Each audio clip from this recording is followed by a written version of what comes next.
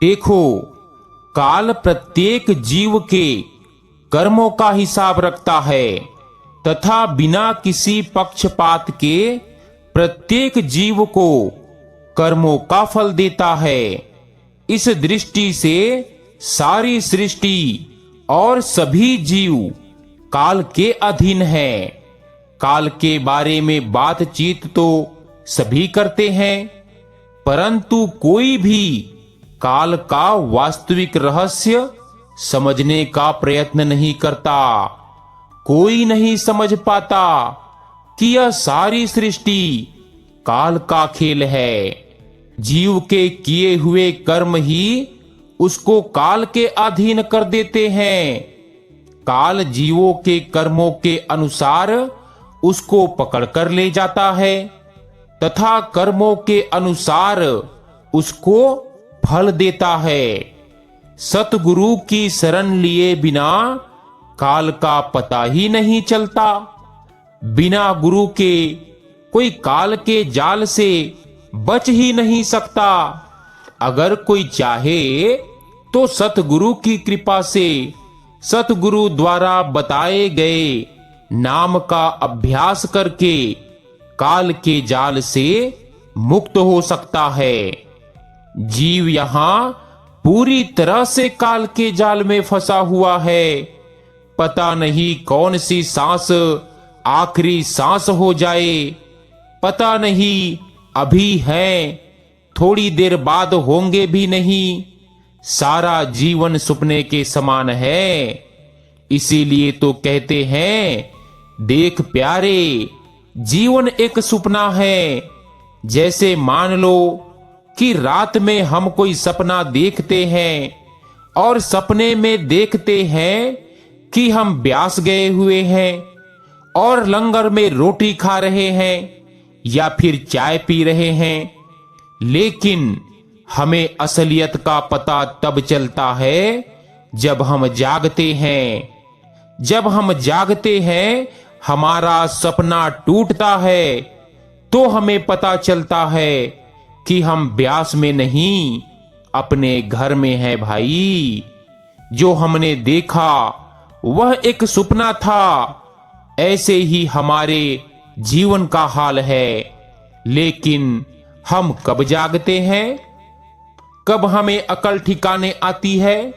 जब धर्मराय के दरबार में पेश होना पड़ता है, तब हमारी अकल ठिकाने पर आती है और फिर पछताने के सिवाय कुछ भी नहीं बचता। देखो, कबीर साहब का वचन है, कहते हैं, कहे कबीर प्राणी कब जागे, जब जम का दंड मुंड पर लागे। कहने का मतलब है कि जीव तब जागता है जब जम का डंडा सीधे सिर पर पड़ता है, जब मौत आती है। इसीलिए भाई, हमें पहले ही जाग जाना है। सो गुरु प्यारी सत्कार योग साथ संगत जी, आज का हमारा सत्संग गुरु घर की बानी में से होने जा रहा है। आज का यह पूरा सत्संग कर्मों के ऊपर फरमाया गया है।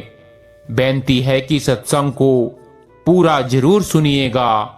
और साथ ही साथ एक छोटी सी बेनती और की जाती है कि सत्संग को ज्यादा से ज्यादा सत्संगी भाई बहनों के साथ शेयर भी जरूर कीजिएगा, ताकि उनको भी सत्संग का लाभ प्राप्त हो सके।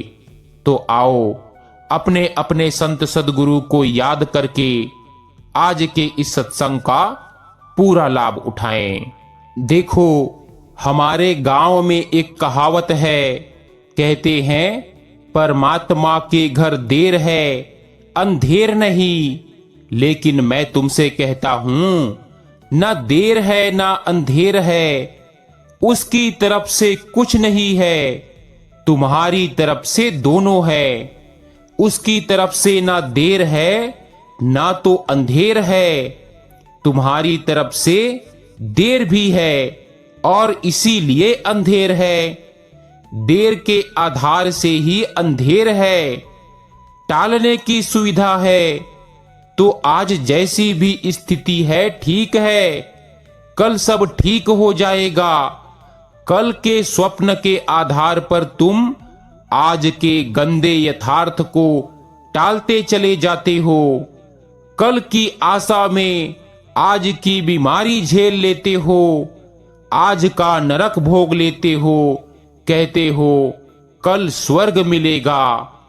गुरु साहिब कहते हैं आज उस प्रीतम से मिलन हो सकता है। करना क्या है? बस एक छोटी सी बात करनी है। यह जो मन में विचारों का शोरगुल मचा है, यह बस बंद हो जाए। कर्मों को नहीं बदलना है, सिर्फ विचारों को शांत करना है।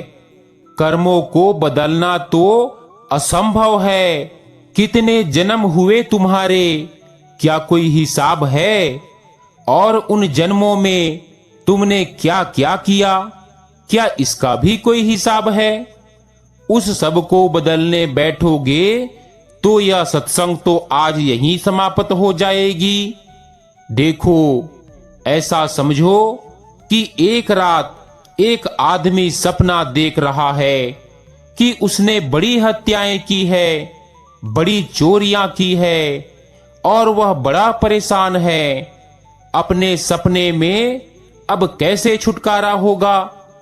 इतना जो उपद्रव कर लिया है, अब इसके विपरीत शुभ कर्म कैसे करूंगा?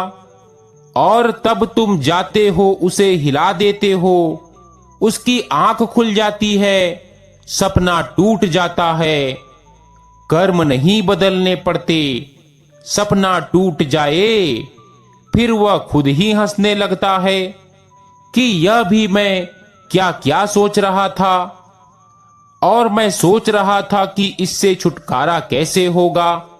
लेकिन सपना टूटते ही छुटकारा हो गया। तुम्हारे विचार स्वप्न है, कर्म ने नहीं बांधा है, बांधा है विचार ने।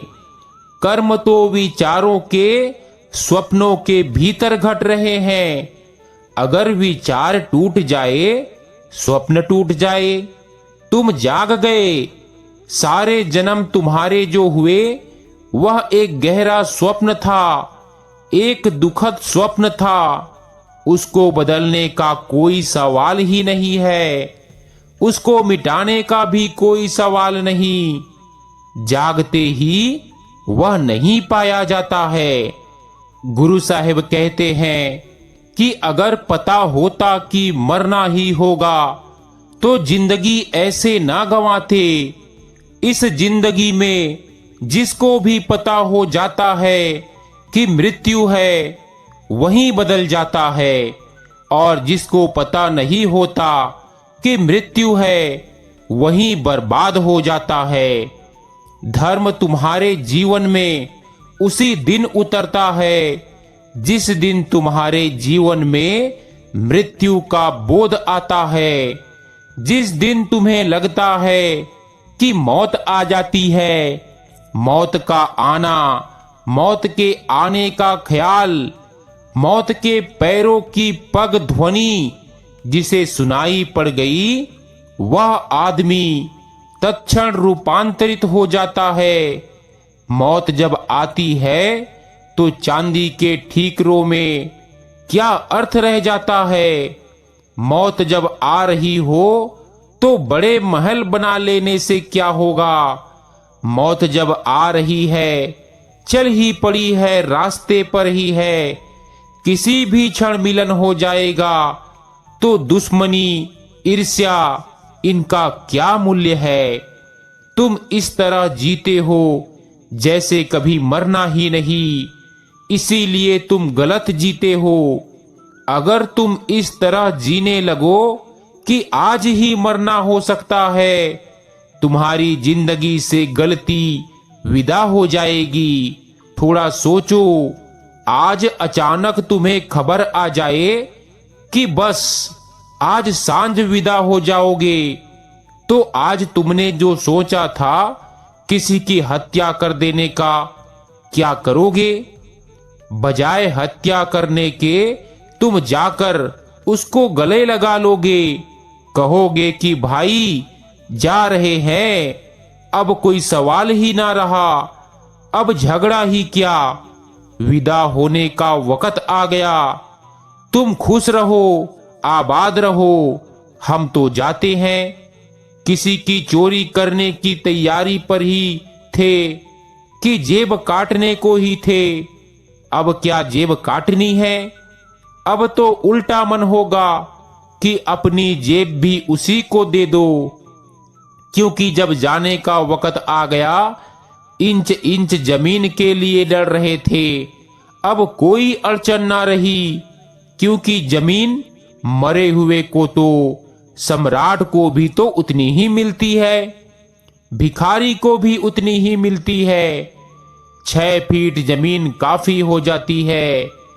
फरीद कहता है कि यदि मुझे पता होता कि मरना होगा और फिर लौटना नहीं है, तो इस झूठी दुनिया से प्रीति जोड़कर मैं अपने को बर्बाद ना कर बैठता।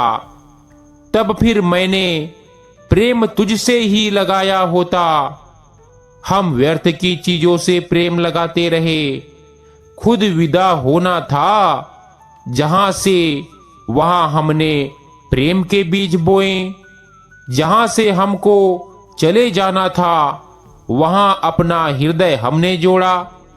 तो स्वभावतः हम टूटेंगे, हृदय टूटेगा, दुख और पीड़ा होगी।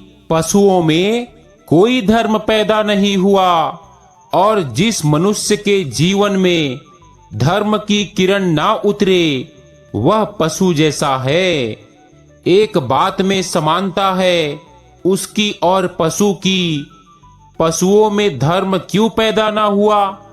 क्योंकि पशुओं को मृत्यु का कोई बोध नहीं है। मरते जरूर हैं, लेकिन जब एक कुत्ता दूसरे कुत्ते को मरते देखता है, तो वह समझता है, अच्छा तो तुम मर गए, मगर उसे कभी यह ख्याल नहीं आता कि मैं भी मरूंगा। यह आ भी कैसे सकता है, क्योंकि कुत्ता सदा दूसरे को मरते देखता है, अपने को तो कभी मरते देखता नहीं। इसीलिए तर्क युक्त है कि दूसरे मरते हैं, मैं नहीं मरता। हर एक मरते कुत्ते को देखकर उसकी अकड़ और बढ़ती जाती है कि मैं तो मरने वाला नहीं। हर एक मर रहा है, सब मर रहे हैं, मैं अमर हूं। ऐसी नासमझी मनुष्य के भीतर भी है। तुम दूसरे को मरते देखकर दया करते हो, सहानुभूति करते हो, 2 आंसू बहाते हो, कहते हो बहुत बुरा हुआ, लेकिन तुम्हें याद आता है कि उसकी मौत में तुम्हारी मौत ने भी तुम्हें संदेश दिया कि उसकी मौत तुम्हारी भी मौत है। एक अंग्रेज कवि ने लिखा है, उसके गांव का नियम है कि जब कोई मर जाता है तो चर्च की घंटियां बजती है। तो उसने लिखा है कि पहले मैं भेजता था लोगों को पता लगाने कि देखो कौन मर गया, अब मैं नहीं भेजता, क्योंकि जब भी चर्च की घंटी बजती है तो मैं ही मरता हूं। हर एक मनुष्य की मौत निश्चित है, हर जीव की मौत निश्चित है। जिसने जन्म लिया वह मरेगा जरूर। हर मनुष्य की मौत में तुम्हारी मौत घटती है। अगर यह दिखाई पड़ने लगे तो तुम क्या ऐसे ही रहोगे जैसे अब तक रहे हो? इन्हीं खेल खिलौने से खेलते रहोगे? इन्हीं व्यर्थ की चीजों को इकट्ठा करते रहोगे या बदलोगे? मौत बदल देगी, सपना तोड़ देगी। पता होता कि मर जाना है तो कभी के बदल गए होते। फरीद तुमसे कह रहा है, उसे तो पता ही है। वह तुमसे कह रहा है कि सपने में मत खोए बैठो, जागो। जिसे तुमने जीवन समझा है वह जीवन नहीं है, वह मरने की लंबी प्रक्रिया है। जीवन कहीं और है जहां तुमने खोजा ही नहीं। जीवन तो परमात्मा के साथ है, उसके साथ मरना कभी नहीं होता। संसार के साथ जो जुड़ता है वह बार बार मरता है, क्योंकि यह टूटेगा ही संबंध। यह नदी नाव संयोग है, यह कोई स्थिर रहने वाली बात नहीं है। नदी बदली जा रही है, प्रति क्षण भागी जा रही है। उसी नदी से उसी नाव का संयोग कैसे रहेगा? एक ही नदी में दोबारा उतरना असंभव है, क्योंकि जब तुम दोबारा उतरने जाओगे वह नदी तो जा चुकी। एक ही आदमी से दोबारा मिलना असंभव है, क्योंकि जब तुम दोबारा मिलने जाओगे वह आदमी अब कहाँ रहा। सब बदल चुका। गंगा में कितना पानी बह गया। पहली दफा मिले थे तब बड़ा प्रेम पूर्ण था, अब मिले तो बड़ा उदास था। वह आदमी वह नहीं है।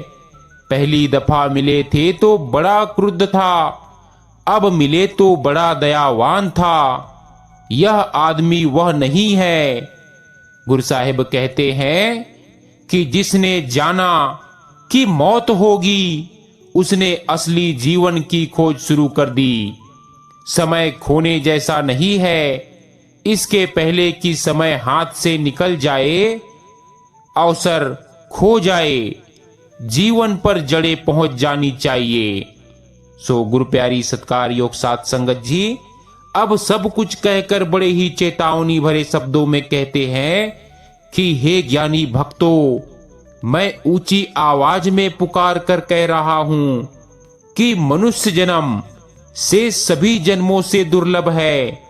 आप कहते हैं हे जीव, तू सोचता है कि मैं बड़ी सी फौज इकट्ठी कर लूं, परंतु विचार करके देख ले कि अंत समय तुझे यहां से अकेले ही जाना पड़ेगा। तू चाहे बहुत सा धन इकट्ठा कर ले तो भी अंत समय एक पैसा भी साथ नहीं जाएगा। मेरी विनती सत्य मान ले। केवल सद्गुरु की स्वरण द्वारा ही भव सागर को पार किया जा सकता है। प्यारे भक्तों, शब्द सच्चा गुरु और सूरत सच्चा शिष्य है। गुरु नानक साहिब का कथन है, शब्द गुरु सूरत धुन चेला, अर्थात ना शरीर गुरु है और ना ही शरीर शिष्य है। देहधारी गुरु अपनी आत्मा शब्द में अभेद करके शब्द रूप हो चुके होते हैं। वे शिष्य की सूरत को भी शब्द में अभेद करके शब्द रूप बना लेते हैं। सो गुरु प्यारी सत्कार योग साथ संगत जी, आज का यह सत्संग हमारा यहीं समाप्त होता है। मिलते हैं नए सत्संग वीडियो के साथ। तब तक के लिए आप सभी को प्यार भरी राधा स्वामी जी।